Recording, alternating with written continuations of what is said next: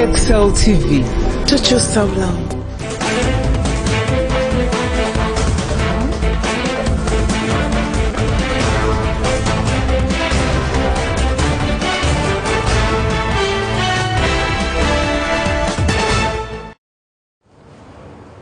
Absolutely, a very bright morning. Today is Tuesday, the 24th of August 2021. Now, the advert that you watched yesterday telling you about a mind-blowing and jaw-dropping presentation that is going to come from a gentleman called Damon, that I'm very confident you are watching right now, has come on board, and it is 6 minutes past 9 a.m. and we are right here. Volume Up is the show that you are watching right now on XL TV. My name, like I told you, never changes because I am still Simeo Sebokulu. Now that you know what the show is about and you know how amazing the host and guests are today, I am very confident you now want to find out what today's topic or discussion is. But you do not want to make an error. More so, if you come from a village like I do to town and you do not say hello to the people watching in the village. So the people in Chichusa, allow me send regards to Sonko Makanika, allow me send regards to Seba Makanika in Chichusa, allow me say hello to Mega in Chichusa. Now those are brothers and a sister there. Mbatumi deko nyomwena abalaba echichusa. Sonko Makanika, Seba Makanika, and Mega echichusa. Let's get the show started. You are very welcome, Mr. Damon Wamara. You cannot imagine how grateful and delighted I am to have you on the show. Thank you for having me. I'm also delighted to be here and join you on this morning show. Absolutely. Second episode of the Volume Up, ladies and gentlemen, and we get to talk about the plight of children amidst COVID-19 now. COVID has affected most of the people, but there are very special categories like the children, and what's their plight in these times, and who is there to take care of their welfare, and who are the people that are getting up every single morning, dressing up, walking to offices, driving to different places to only ensure that the welfare of children in Uganda is perfect and doing very, very fine. Now, Mr. Damon Wamara is the Executive Director of Uganda Child Rights NGO Network. I am very confident I got that right because he is a gentleman I have been following for a very, very long time. Now, without wasting time, let's get this kicked off now. Mr. Damon, children and COVID-19. Is COVID affecting children? I mean, people are worrying business, people are worrying health, but I mean, what of the children? How are the children affected if they happen to be affected? Can I just... At least I got myself vaccinated from COVID. And I'm equally also vaccinated, fully vaccinated, not just vaccinated. Amazing. Thank you first of all for having me on the show. I'm glad and happy to come here and talk about the plight of children. Absolutely. And just like every other sector and every other person in this country, the children are equally affected by COVID, this COVID-19 pandemic. First of all, just to clearly paint the picture, is the fact that the biggest way we can see children are affected is, one, the children are out of school. And you have children who have not been in school for 2 years now. They have not seen the blackboard for 2 years now. And they have not had the interaction and the playing time with other children for 2 years now. And all this kind of exposure has left them wondering what exactly happened. You know, at the beginning it was fun, yay, holiday, long holiday, but this long holiday has now been too long that at the end it has even come with a price. One, some are not sure if the school they're going to go back to would still be in existence, because you know the schools have been affected, the businesses and schools, and the minister said that if you can't handle, what do? Sell off your school. Absolutely. So they are not sure that when they go back, when the schools open, that they will actually have a school to go back to. That is one. Two, you know very well, and these reports have come out clearly, that there has been a lot of violence against children, and violence against children exposes itself in various ways. Absolutely. According to the Sauti Child Helpline 116, the statistics show that each month the violence against children keeps on increasing, and with the various ways, with the biggest impact on child neglect. The biggest reports they get on child neglect. What does child neglect look like? No food, abandonment, being thrown away, the babies being thrown away, and lack of a presence of parental care. That is how it manifests itself. Then you have also the reporting on the sexual violence, where we have seen the reports right from the first lockdown, with the increase in the number of teenage pregnancies around the country. I mean, last year I was telling people that it looked like a competition. Today New Vision reports Ginger this number, Kampala this number. You think yours is enough? Gulu this number, and it was like competition in having the number of more girls who are pregnant, and that's how it has manifested in its own way. And that violence against children has played not only on their physical well-being of children, but also on the mental well-being of children. Wow, you raise very, very pertinent issues that have befallen children amidst COVID-19. But let's handle this first. 2 years of children not having school. That sounds disastrous, doesn't it? Yes, it does. Let me say 2 years of children not having formal education. Let's put that in context, because again, for me, and probably for me is a solution, a possible solution. There is the formal education, but then there is the informal education. There are the classroom education, but there is also the home education, and the opportunity for your child to learn, and for the parents to be prepared to teach their children. I mean, parents were not prepared. Personally, I was not prepared to sit down and teach. To be a teacher? No, I wasn't prepared. And I mean, trust you me, I now value the teachers more. And probably, does that justify the raising school fees that you have to pay? Well, the raising school fees is not a problem if only the employers can also raise the salaries. Wow. It has to be a match. If our economy is calling for that raise, then even we need to ensure that the other systems are there to facilitate that. So if you're going to raise the school fees, is the money going into the economy? Are the people receiving money to actually afford that school fees that they are raising? Because it's not just a matter of raising. Are people able to afford?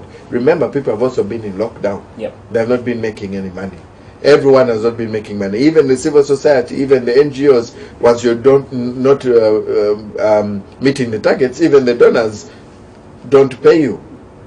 So it's a cut across. It's not just one section. I think the only people who have been on steady are probably the civil servants, who are sure to come and buy a salary.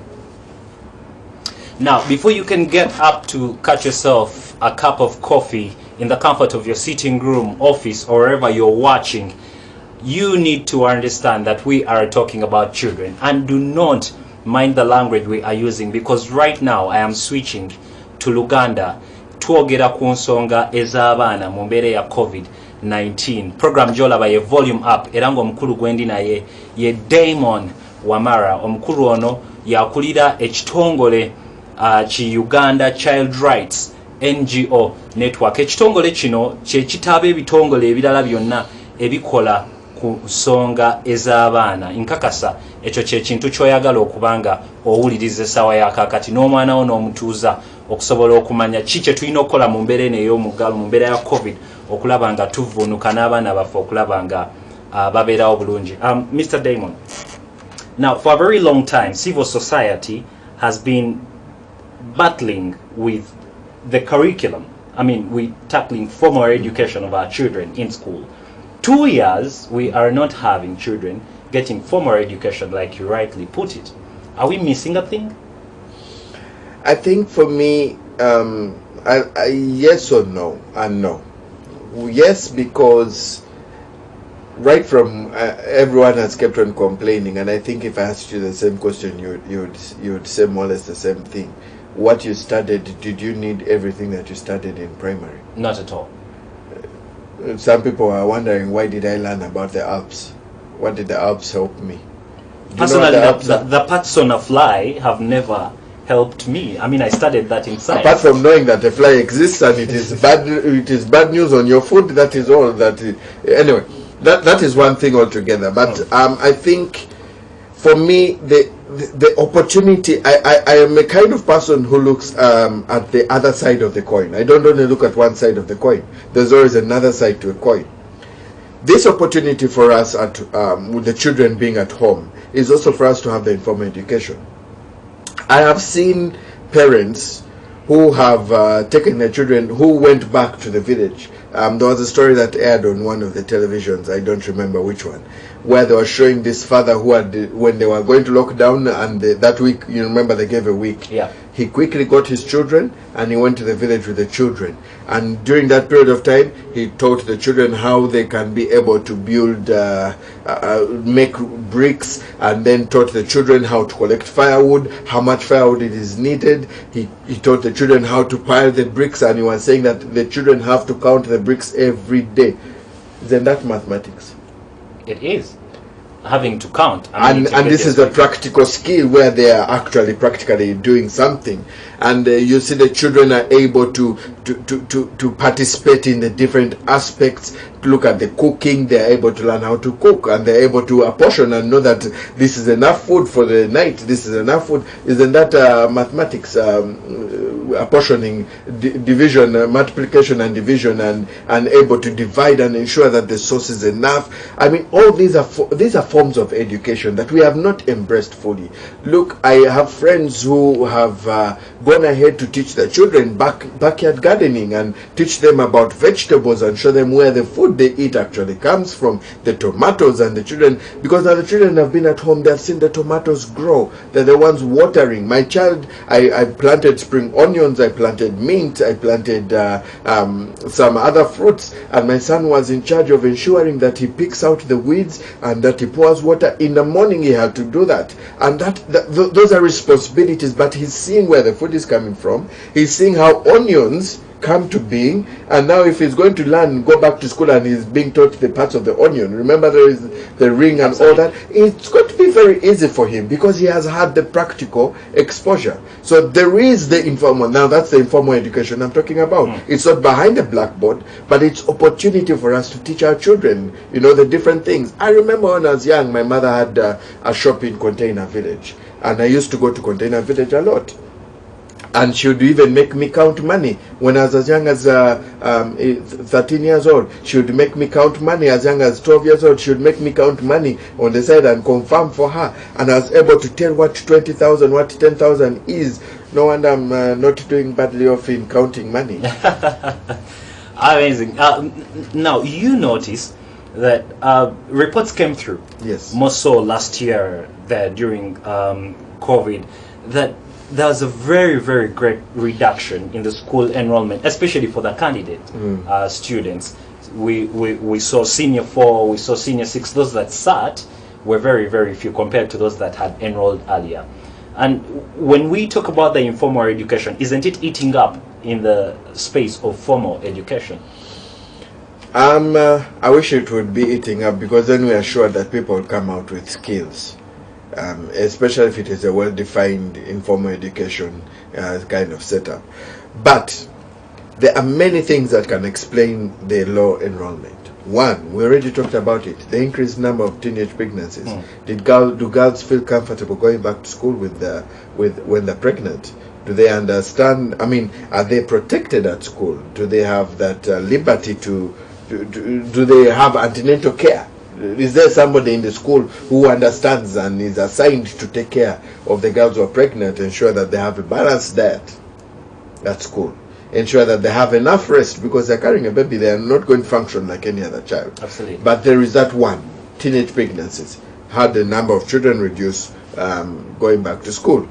Two, you have boys and girls who have now been exposed to making money. And once a child finds out how to make quick money, they think that is a solution, and they'll go quickly to that. So once they've engraved themselves into the work being exploited and working in the sugarcane plantations, the rice plantations, in the coffee plantations, the cotton plantations. Whether for the east it is sugarcane and rice, for the west it is mainly coffee. That the children are used to pick and collect the coffee, and they discover there's quick money. Why would they go back to school? So that form of exposure has led to fewer children going back to school, and the reason why they're employed in those places is because they're cheaper than you. If you went back to work in those places, how much would you charge? Quite a lump sum. But for them it is just mtwaro gumara. I mean basics. Maslow's hierarchy of needs tells us about the physiological needs. Speaking of teenage pregnancies, how did we get to this point? Who didn't do their job right? Omani, I had I saw the quote from the First Lady, and I want to tend to agree with her. One of Uganda's biggest problems with the increased number of child violence, the increase of violence against children, is because of our parenting. Our parenting in this country is wanting. We have neglected our role as parents, and we're looking for the quick way around it. So we are quick to handing over our children to schools, and when the children stay home longer, we don't know how to handle them. We are quick to emotionally abuse our children. We're quick to sexually abuse our children. Because, I mean, the man is not used to seeing the girl. The girl is coming now out of the bathroom. God forbid that this is actually happening. But this is the reality. They're not used to seeing the child at home. They're not used to seeing the child grow up. They only see the child for how many months in a year? They did like 3 months out of all the 12 months, because the other months they're at school. Absolutely. 3 months. They're not used to seeing the child beyond 3 months. Now they have been exposed. The child is there longer. To as long as a year. Yes. So now there are we going to say government here because everybody? Is it now the government's fault that the parent has looked at the child sexually? There's point when a man ceases to see themselves as a father, and sees the daughter as a wife. I cannot say it is the government's fault. Or probably the father and then the alleged mother are equally children. We tend to have a problem that is more so repeating itself. We're having children giving birth to children and probably expecting them to be parents. And you still go back to the point of how were the children brought up? How were the children exposed? What conversations do you have with your children? Are you sure your children understand that the decisions they're making, they have thought through the decisions they're making, and they are ready to take responsibility for those decisions? For example, if a boy understands that I'm ready to have sex, as a father, as a mother, prepared the person, right from the certain age. We have been complaining that there should not be sex education in schools. Yes. Sex education, I agree, sex education should start at home. We should be the ones to begin to teach our children that, look, if you start kissing, it is going to lead you into touching. If you continue to touch, it's going to lead you into sex. If you have sex, there's a possibility, a high possibility, that you're going to get a child, whether boy or girl. Now, if the father has taught that, and the father has emphasized that, then the boy should be cautious. And even if they're going to it, there should be that cautiousness of exposure to knowing that there are repercussions for whatever actions I'm going to do. But still that responsibility goes back to the parent. Now, if it has happened and the girl is pregnant, the responsibility still comes back to the parent, because we have seen also cases where when a girl is pregnant, the parents throw the child out. Is that the best solution? Is that the best interest of the child? They have made a mistake. They have made a mistake. It is not as bad as your mistake is not. It is their mistake is may be worse than the one you made, but they have still made a mistake, and this child still needs you to help them, bring them back, and still protect them, because you're still their source of protection. Volume up is what you are watching. Twogera ku mbeera z'abaana esawa za kakati n'omugenyi wange Damon Wamara era nga yakulira ekitongole ekitaba ebitongole ebirala byonna mu Uganda ebirwanirira eddembe ly'abaana oba kiyite ki Uganda Child Rights NGO Network. Akoze statement n'agamba nti okusomesa abaana ebya sexuality oba ebintu ebyo ebyekikulu nti kuyina kubanga kutandikira ddala mu family gye bava, so si kulinda basomesa bakole omulimu guno. N'akona ne ku kyabazadde okubanga batwala obuvunaanyizibwa, okubanga bamanyira okubeera n'abaana baabwe ate ne basobola okubanga babayigiriza ku mirimu egimu egibawa skills. Nkakasa kino kyengenda okubuuza oyagala okukimanya. Now Damon, there's been debate about opening schools and then keeping them closed. Government is maintaining its position. COVID is here and it's claiming it's acting in the interest of children. It doesn't want to expose them to COVID. What's your take? Are we on the right path? Should the schools remain open, or should they remain closed, or should we open our schools for our children to get back to study? This is, for me, it's a complicated situation because COVID is real. And before we thought that COVID was only for the old generation, the current variant is also attacking children. We lost one child that we heard of. We lost one child to COVID as a result of neglect and as a result of poor guidance. My thought is this, and I'm going to now not talk as a child rights activist, but as a father. The different groups need to be prepared for this reopening. The different groups include the Ministry of Education, the curriculum, how they're going to deal with it, how they're going to bring back people to school.